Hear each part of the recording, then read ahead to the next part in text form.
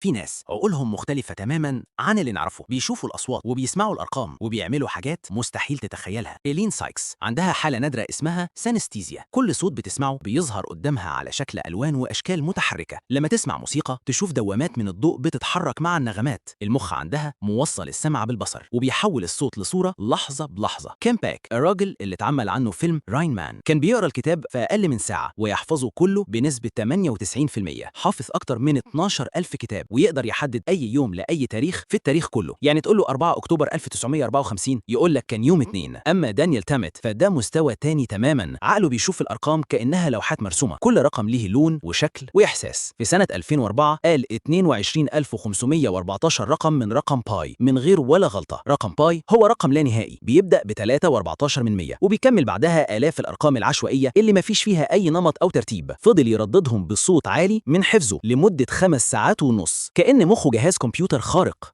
ما تنساش لو عجبك الفيديو لايك واشتراك لو انت في يوتيوب، وفولو لو انت في تيك توك.